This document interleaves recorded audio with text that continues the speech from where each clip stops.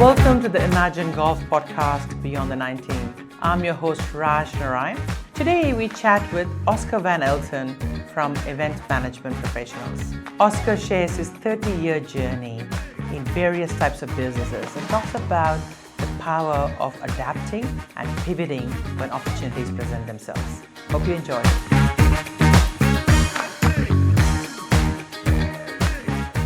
Oscar, you've been involved at Emajin for the last couple of years, and we've got to know you and your business really well. Obviously, you've been in business for 3 decades already, over 30 years, you said. So take us back and tell us a bit more about your journey. You've worked in so many different niches, started off in events, you do golf tours, journey for women, well-being, etc. So tell us a bit about this journey, Oscar. Yeah, so it's actually, it goes back well beyond the 30 years, because my background is actually in airlines, in touring and travel, before I commenced an events company. Yeah. And that is, essentially working over a period for brands like Qantas and various others. But 30 years ago, I was actually asked by an event company to build out their business. And that meant that, they were looking at scaling considerably. So I came on board to do a business development role. That term didn't exist 30 years ago. It was just basically called sales. And that was my job. So that's basically what I did from scratch, hitting the phones, which is what you used a phone for 30 years ago. Not just for scrolling. Not just for scrolling, exactly. These days I feel like no one makes phone calls. Exactly. Or messaging. Yes, that's right, yeah. Mind you, I struggle actually sometimes getting staff to pick up the phone. But I know, people don't like calling, they just text. That's correct, yeah. So, what basically happened, 6 months into that particular assignment, they called me into the office and said to me, we decided we don't want to grow as big, we don't want to scale up as much as we'd originally intentioned. And I said, well, what's the plan then? He said, well, unfortunately, it means that we don't really have a position for you. And I said, oh, that's great. Well, I left another company to join you guys to build you out. What are we going to do with the business that has come on board in the last 6 months? And they said, you take it. Oh, wow. And when I often tell people I sort of accidentally wound up in business. Well, this was really the start, because the very first thing I thought at the time was, I have no money. But that's so interesting, right? In the days of, these days you have so many non-competes and, not contacting your existing clients, etc. And they were just happy for you to take away the book and walk away. Yeah. So, And it was one of those particular clients was a very, very sizable event, if you like. It was a international event. Oh, wow. It was sort of the Southern Hemisphere version of an event that was held in Monaco every year. So I went out, got myself a $5,000 loan, and got what I needed initially. In those days, a computer cost $5,000, but another 10 for a black and white printer and a telex machine. But in saying that, those are funds that were paid back quite quickly. Okay. And because at the time I was interested in the creative side of events, the business started as an event production company. Yeah. So we launched in initially with additional corporates, including the IT companies at the time, Microsoft, Toshiba, that were the big brands at the time, doing their product launches and roadshows, associated roadshows, as well as having these other major conference clients, if you like. Yeah. Look, I find this really fascinating. How you say you've been accidentally in business, which is very, very interesting, because most people, they do hundreds of business plans, and most businesses that start sometimes fail in the execution. But without much planning, it was just opportunistic. You seized that opportunity and just got into business. So tell me, I mean, what has been driving you? You obviously taken that and built it to great scale. So tell us a bit more. I mean, you obviously you accidentally in business. Yeah. Then what happened? Did you start planning and Well, dreaming about something bigger? Yeah, I suppose we started in '96. So by 2000, we were growing. So we had the opportunity then to kind of either grow much bigger. We had to make some decisions. Yes. And I'd say that at the when 2000 came around, we decided that we would try to scale up marginally, and we added a division to the business which looked after sort of inbound side of what we were doing. So in other words, looking after companies from across the world, bringing events business to Australia, and that might be incentives like incentive travel, where people are rewarded through travel in groups, and you put together programs. So that was our aim. We went to a number of trade shows hosted by Australia Tourism or Tourism Australia to kind of bring in more business. But interestingly enough, the best laid plans, we were a year and a half into that, and then 9/11 hit. Oh, wow. And I just crashed travel for a bit. I remember that. Well, it was a crash in the travel, but the more interesting part of it is how it affected other parts of the business. So we had already written some business for a company out of Chicago coming to Australia, and it was the very first week of September 2001. Yeah. And we got most of them home because they were only here for a few days, but their highest achievers went to Port Douglas, and they got stuck there. Oh, wow. After the attacks, and we didn't get them home for 2 weeks. At the same time, the very, very large event that we would host every year on the Gold Coast, the actual attendees, 1/3 of the attendees had World Trade Center 1 and 2 addresses. Wow. Because they were brokers. And so we lost 1/3 of our delegates for that event, which basically meant we lost that event as well. So we were kind of left with our corporates, I suppose, Australian corporates. And we kind of broadened out what we would do for them, but it did mean, to me, scale back. Scale back. Because, look, business is one of those things, and our audience is predominantly business owners. Yeah. And I'm sure every one of them will attest to this, that in business you get in with various plans and various dreams, but things always happen. Yeah. And sometimes they're really good, and sometimes they're completely out of your control, like this one. Yeah. I mean, who would have thought that you'd be organizing an event and suddenly all the delegates are in the 9/11 crash? Yeah. You know what I mean? It's one of those, like a lightning striking at a point, right? Yeah. And I think the biggest successes in business is always the people who can pivot and do something else. Yeah. So tell me, I mean, what does it take from your mindset and what you've done to pivot when you have 2/3 of your delegates not attending and big events being cancelled and a lot of impact or negative impact, at least at that time, on travel, which is a big part of events and travel. Yeah. So tell us a bit more about how you went through that. I mean, obviously 9/11 did affect international travel. So our domestic business survived that. But we, at the time, I did feel as though we need to broaden out our base. And the business was large enough, so I'd actually moved away from Sydney for a fair few years, still running the business, coming to Sydney when I needed to come and see clients, etc. But the interesting part was that when I moved, I realised that there were opportunities in other parts of Australia for different kinds of businesses. Yeah. So in Queensland, for instance, we built an event hire and decor business. Which essentially supplies to the events industry, which was the original intention. But again, accidentally, we realized that we had entered a market and were able to supply to a part of the events market that we hadn't even considered previously, like the wedding planners. Oh, wow. So we used to call them the Deutsche Bank brides, because these were mainly Sydney, Melbourne brides who wanted to have weddings on the Sunshine Coast.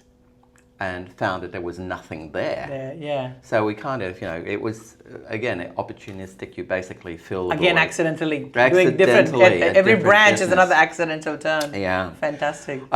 Look, it was great.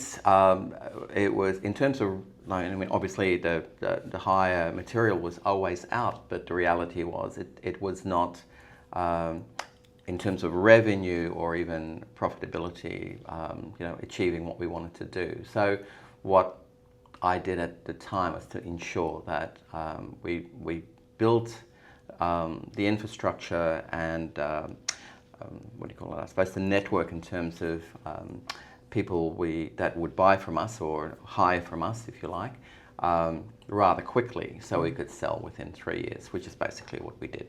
Yeah. So because we were annoyance to a lot of the big guys who didn't actually have the boutique stuff we had, but we were able to negotiate the best deal when they came calling, because they always come calling. Calling, exactly. They'll buy you out. So yeah. So again, that was one move.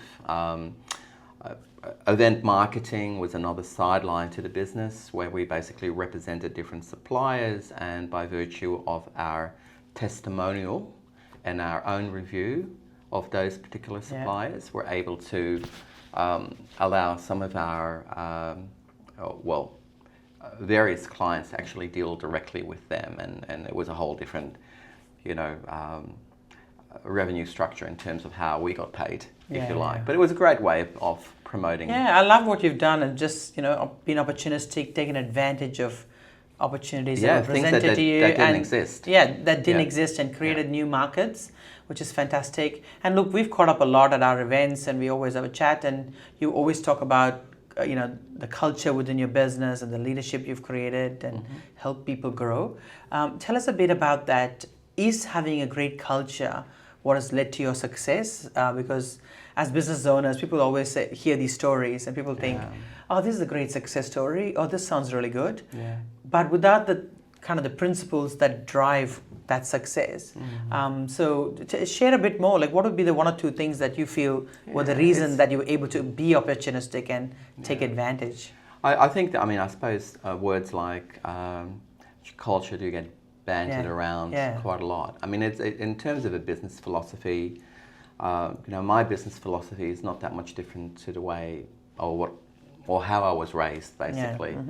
Enabling me as an individual to be able to treat people the way I would expect to be treated, and aiming for 100% effort, if not more. That's my expectation for everyone I work with, and also from my suppliers.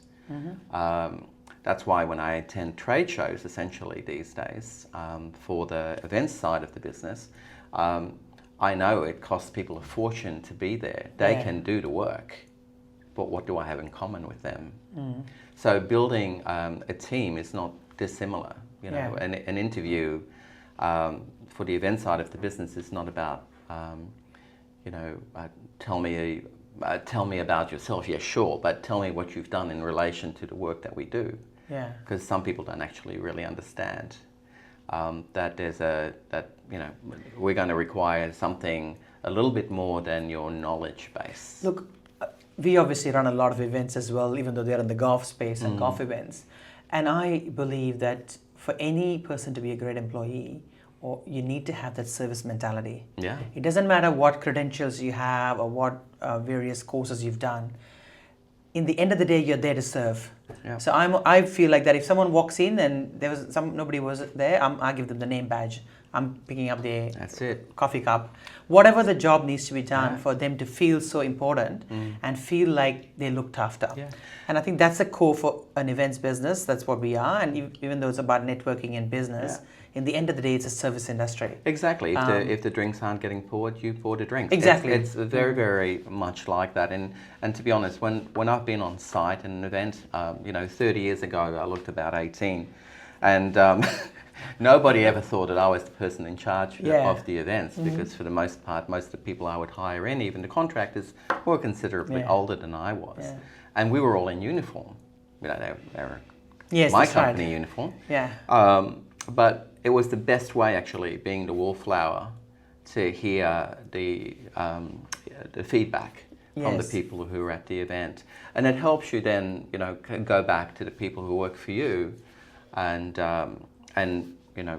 provide that level of feedback that's direct from an audience. But at the same time, in terms of the people who work for me, there are particular expectations, and they're not too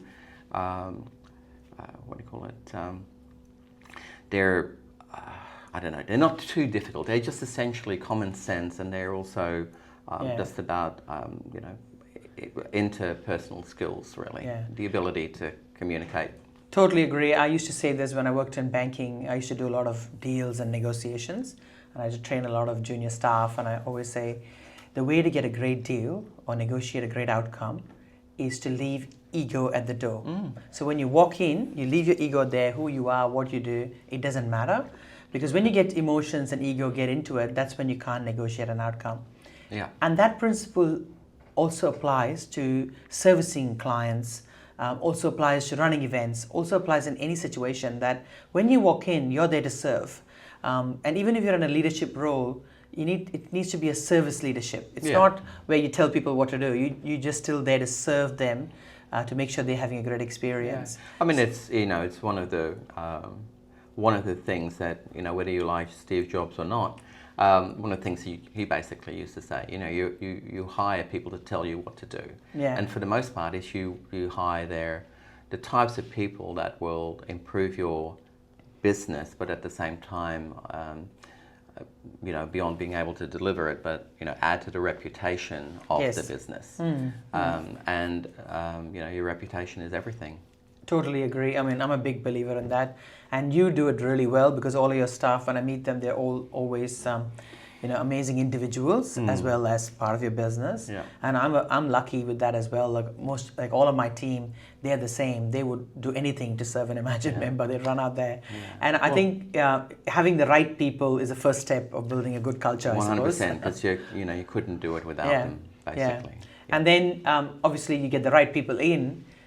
What do you do to maintain their interest and enthusiasm, and collaborate and work with one another? Well, I think people like to be able to contribute. Like you said, it's an open door policy, and that is also the same when it comes to ideas. There's no such thing as a bad idea. Yeah.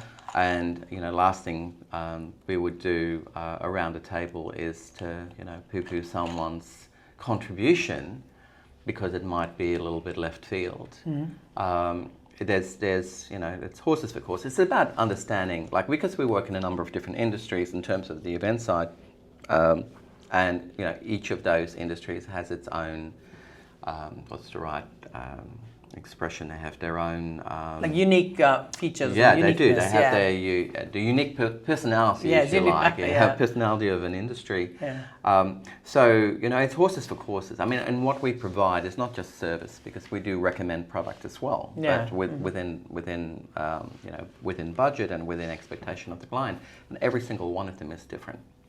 So you need people on board that are prepared to, as you say, leave their own ego at the door, even though they might be super creative, and are able to actually deliver the brief. Yeah, deliver the brief that the client wants. Deliver the brief. Exactly. Not even if you think that there's a better idea out there. It doesn't matter. That's all right. I mean, your job is to give them what they ask for. If the client wants the $10 version, they or can't the afford ugly yellow the $30. flowers. Give them the ugly yellow flowers. But it's been interesting working across different industries, from IT to pharmaceutical to banking and finance. I mean, more recently, and I think as a result of our most recent business adventure during COVID. Yes. We were lucky, actually, just before that, to get in with logistics companies, because they did extremely well over COVID. One of the few, so it's so that's interesting as well. So you think that COVID would be a tough time, because obviously in an event space where there were no events. Yeah. I remember that for ourselves as well. I set up the business in Jan 2021 and really didn't start until July 22, because there was no networking. You couldn't even leave your house, and even if you did, you could only walk with one other person for 5 kilometers. Yeah. So you really couldn't do that. So tell me a bit there, Oscar. Obviously, COVID would have been terrible for an events business, but yet you say just before you were pivoted, you were in the logistics business and did well. Yeah. So tell me a bit about that story. So there's a bit around COVID, which is interesting because a lot of our international, well, all of our international business basically got parked. But luckily, you know, the clients we worked for were happy for us to hold the money, which is thank you very much. Yeah. Got us through, but just prior to COVID, we also we did some embedded work. So embedded just basically means that we work as part of an organisation running their events. It's usually associations that want you to do that, just so that they have their brand all over everything.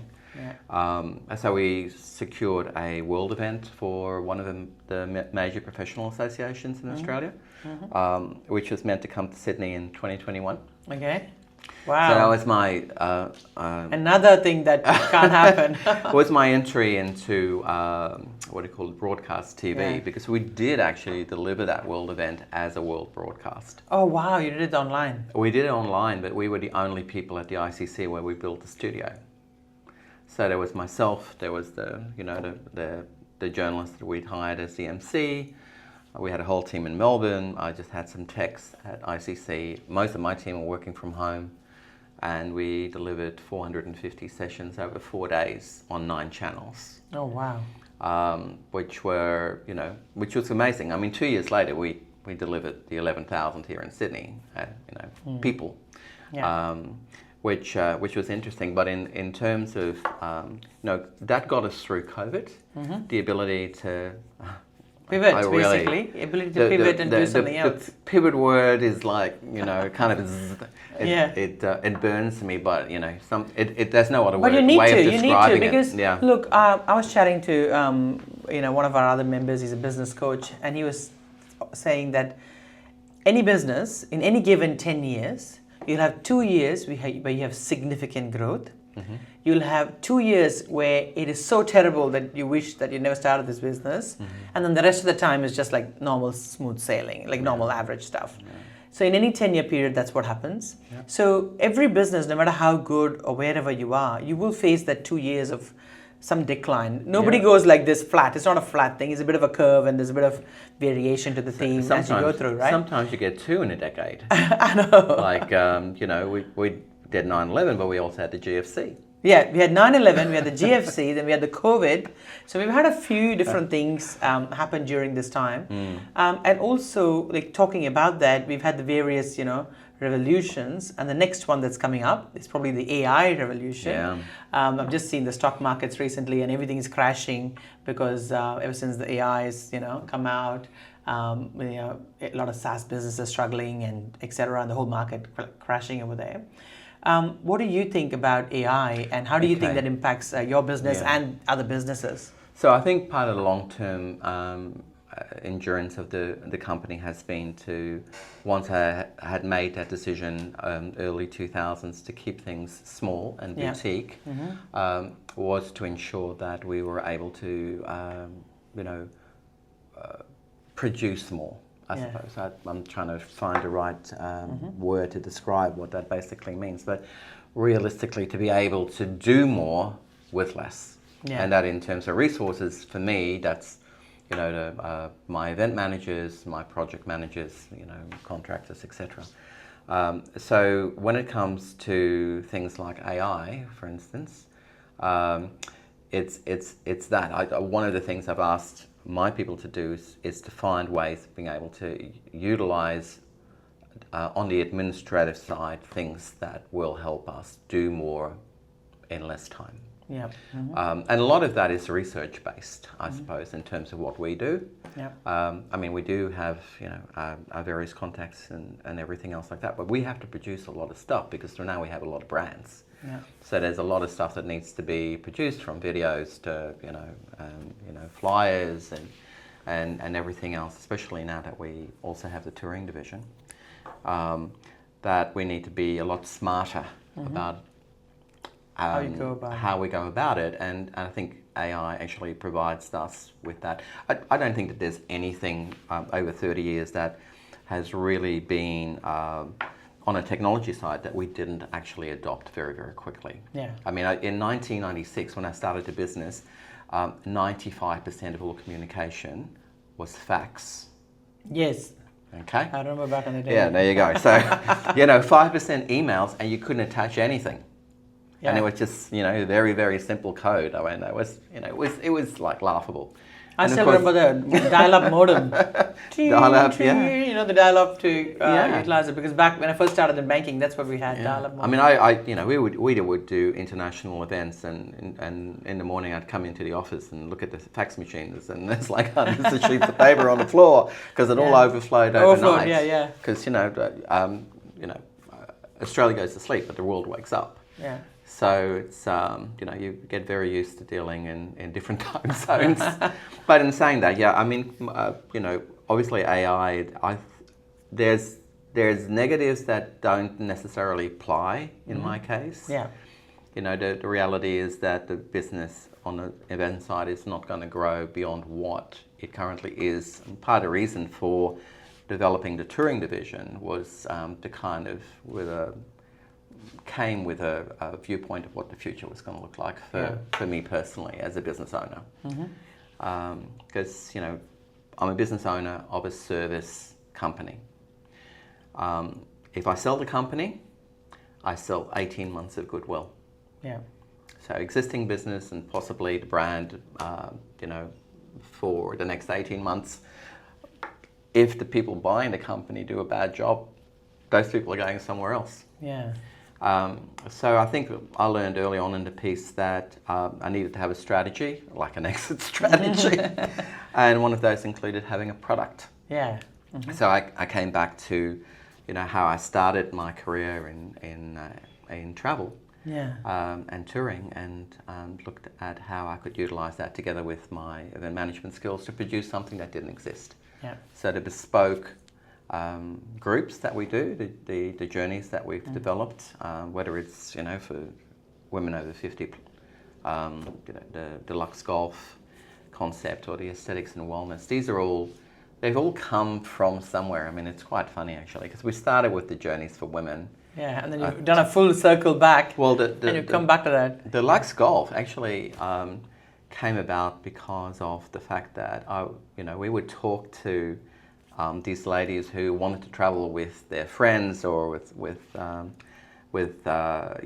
various groups of ladies. They would say, "How do I sell this to my husband?" Yeah. Or how do I sell this to my partner? But I realized that women play golf as well. But anyway, in this particular case, it was more a case of, and I said, well, what does he like to do?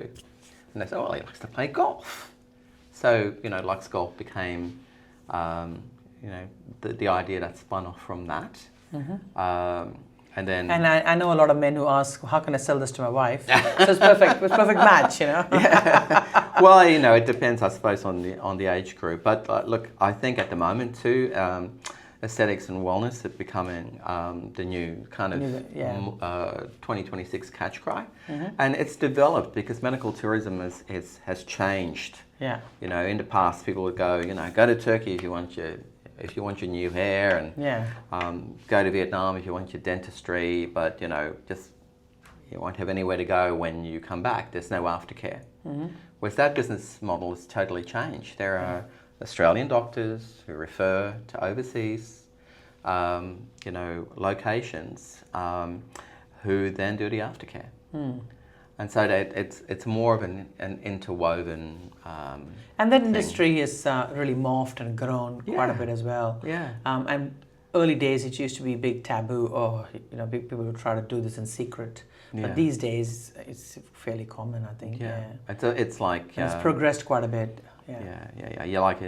They wear it like a badge of honor these days. Yeah, exactly. People always keep You talking go to South about Korea, you got the K-pop look. Exactly. But I mean, and that's part and parcel. So yeah, and that's really where I'm looking to take the tour division is to something that can continue without my direct involvement. It just makes the... So you create the programs and then people just book it, then they go in, it's bespoke. Yeah. So it's not like a particular date or anything. It's just At, ongoing. at the moment, yeah. So we do some scheduled Yeah.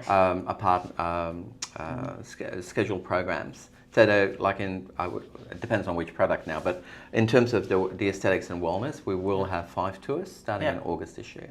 Oh wow. And 2 of them will go to South Korea for you know what.